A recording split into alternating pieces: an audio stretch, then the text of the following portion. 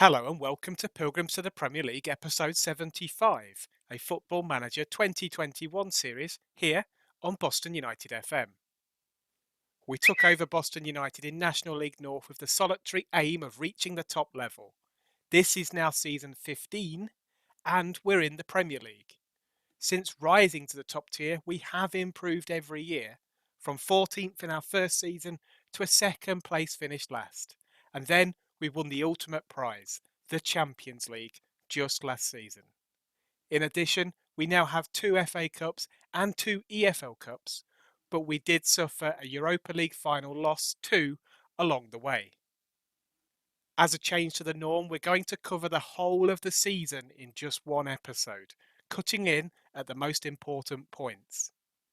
After a disappointing World Cup in which England lost out to Holland in the World Cup quarter-finals, manager Javi Gracia resigned and the FA offered me the role.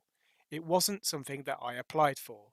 We have a Nations League campaign involving Norway, Poland and Serbia as a warm-up to the next European Championships. It's towards the end of July and the only new signing so far is the experienced Mason Mount on a free transfer from Barcelona.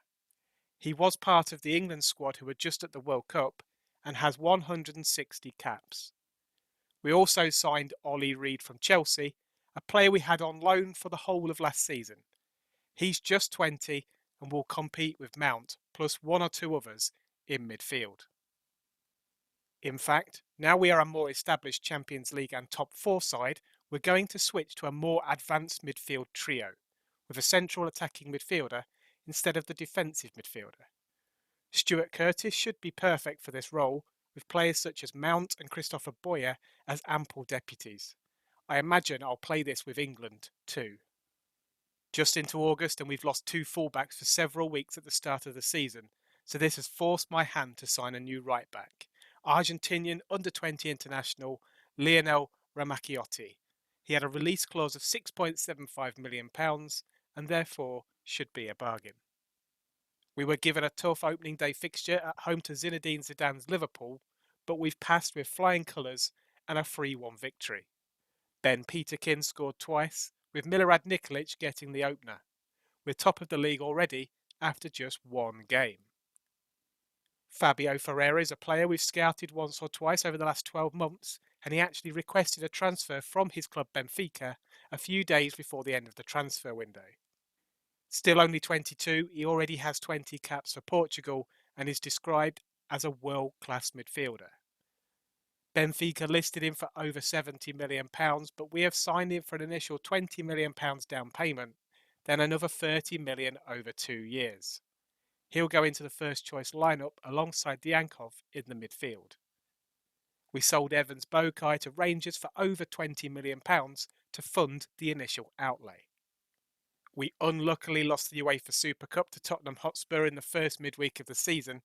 However, we now have a reasonably tough Champions League group, despite being drawn as top seeds. We have to be confident, however, of finishing above Sevilla, Rangers and PSV. Well, after we lost in Serbia in the opening match of our Nations League group, we definitely got some revenge on them. Mason Greenwood, at the age of 33 and playing for PSG via Barcelona, scored 4 goals in an 8-1 victory.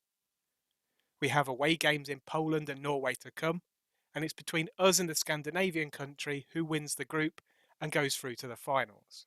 2 wins from those 2 games and we do indeed win the group, qualifying for the finals tournament. We scored an impressive 20 goals across the 6 games and certainly hit back after losing that first game to Serbia, who ended up finishing bottom. The semi-final draw of the Nations League sees us face the old enemy Scotland during the summer. They've obviously done okay for a while as Steve Clarke is still their manager. All games in the final stages are being held in Scotland to make it even more exciting. Spain versus Denmark is the other semi-final. A reasonably tough UCL group has been blown away as we won all 6 matches. Sevilla will join us in the knockout stages and Rangers will enter the Europa League. We get another trip to the San Siro in the knockout stages as we face AC Milan in February and March. a lot of football still to be played before then. January is here and we'd pre-arranged a new left-back signing, wonderkid Norwegian international Helge Christensen from Molde for just £6 million. To add an extra option on the left-hand side, we have signed transfer-listed attacker Shola Shoretire from rivals Arsenal. With Aminu Osigui about to leave for the African Cup of Nations, he may see quite a bit of game time.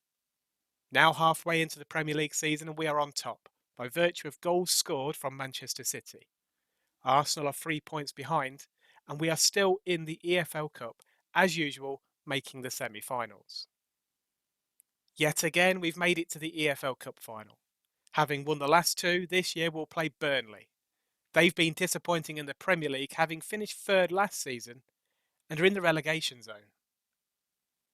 Our major signing of January is a striker from Manchester United who we've previously had on loan. Courtney Adams played for us in season 2030-31, scoring 22 goals in 20 starts. We've paid £18 million for him, despite him struggling for a game at Old Trafford this season. He spent last season on loan at Real Madrid, but he is an option for my England squad too, should he perform well. We have made it 3 EFL Cup wins in consecutive seasons as we defeated Gennaro Gattuso's Burnley by 4-0.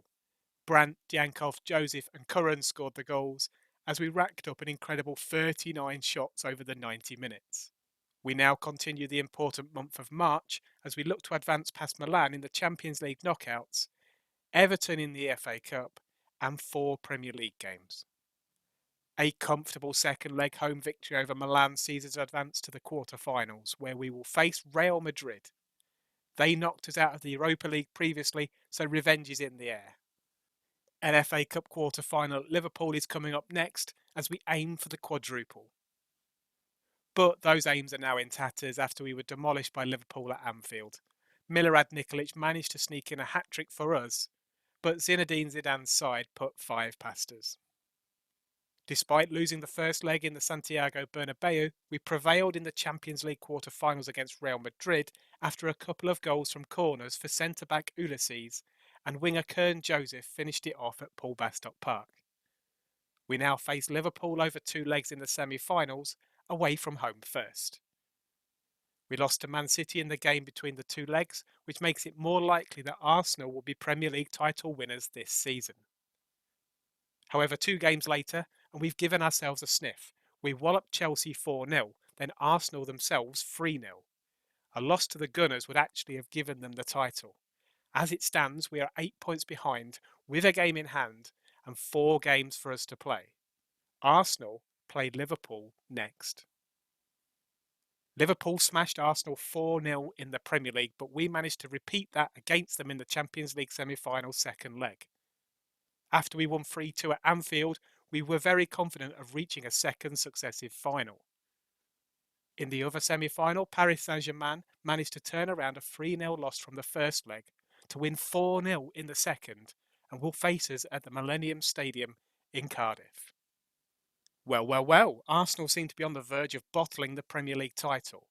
They are now 3 league games without a win, including a home draw with Derby County in their last game, as we had won at Southampton the day before. Our game in hand was at home to Bournemouth, and we struggled to find the breakthrough. Eventually, having switched to a 4-2-4 attacking shape, Christopher Boyer netted from outside of the box to win the game. Wenderson was sent off late on for us to add to the nerves. And this is how the league table looks, with most teams having just 1 game to go. We are ahead of Arsenal on goal difference by 5 and have a home game with Derby to come. Arsenal face Leeds United. Man City could have had a shout too had they not drawn in midweek. Surely we can't blow it on the final day yet again? Here are the key moments from the final day.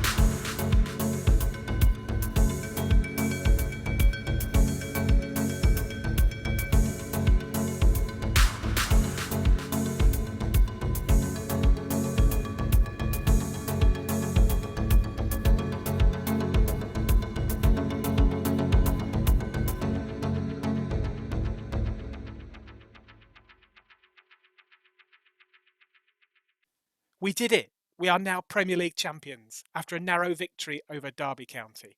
It wasn't straightforward despite our early goal, as we survived a disallowed goal almost immediately. Then the Rams equalised. Kern Joseph was the hero as he scored both goals. Arsenal also won their game by a single goal, but we held firm.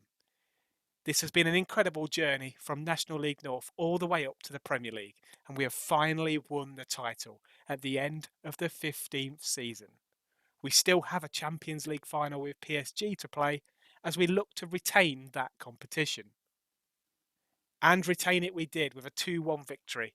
26 minutes in, we were already 2 goals up through Kolyadiankov and Christopher Boyer, but Paris Saint-Germain halved the deficit just before half-time. We kept them quiet for the rest of the game, and despite some end-to-end action in the last few minutes, we held firm to win the Champions League once more. We've ended the season by winning our final 10 games and added a treble of Premier League, EFL Cup and Champions League to the trophy cabinet. I could personally add another competition win shortly, as we have the Nations League finals to compete in with England. This is our apparent best 11 from over the season, as goalkeeper Gökay Kusku played every single league game. Wenderson was mainly a starter in the cup competitions, and actually all but 6 of his Premier League appearances were from the bench. Helge Christiansen was a January signing and was a regular at left back. Sebastian Brandt and Ulysses are showing as our most trusted centre-back partnership, and I'd agree with that. Fabio Ferreira cost us £50 million last summer and has proved his worth as our deep-line playmaker alongside Kolyadiankov, someone who is always rumoured to be moving elsewhere for big money. Steve Curran forced his way into the side on the right wing ahead of last year's big signing Ben Peterkin, and eventually even got into my England squad. He got 20 assists over the season, a new club record. The other huge signing of 18 months ago, Stuart Curtis, is another player pushed out of the way, as Christopher Boyer is fulfilling his potential as an attacking midfielder. On the left, Kern Joseph scored the goals that won us the Premier League on the final day of the season, plus scored 6 goals on our way to the Champions League final, which we won. He's another player who's made it into my England squad for the Nations League finals. Milorad Nikolic has been with us now for 6 seasons, scoring a total of 69 Premier League goals, and has shrugged off the recent challenges of Adamipo Odubeko and Courtney Adams to remain our number 1 striker. Odubeko actually played very few games over the season, and we may look to sell him this summer. Peterkin also offers good cover in the striking role, and was actually our top scorer in all competitions. A Nations League semi-final, Scotland versus England at Ibrox. Thankfully, we earned the bragging rights as our Boston right winger Steve Curran got player of the match for his 2 goals. Man City midfielder Danny Ellis, for whom they paid £107 million for from PSG last summer, got the other 2. Our Boston left winger Kern Joseph made his international debut as a substitute, coming on for a 31-year-old Jude Bellingham. We will face Denmark in the final, complete with Christopher Boyer at Celtic Park.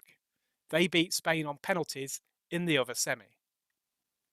But Denmark were no match for us as we ran out 3-0 victors. Kern Joseph scored our second, which actually came after we'd been reduced to 10 men in the second half. All in all, an absolutely fantastic season for both Boston United and England. Just 2 of the 6 competitions were failures. The UEFA Super Cup we lost early on in the season to Tottenham Hotspur, and the FA Cup as we were smashed by Liverpool in the quarter-final. We somehow managed to claw back 8 points from Arsenal at the top of the Premier League with 4 games remaining to clinch the title as the Gunners choked when it mattered, unlike 2 seasons ago when they defeated us on the last day to sneak past us at the finishing post. This time next year we'll be at the European Championships in Germany, as we'll do another full Boston United season in a single episode, then concentrate on Euro 2036 with England to end the series. If you've enjoyed the content of this episode, please don't forget to leave a like. And for more videos, please subscribe. Thank you very much for watching.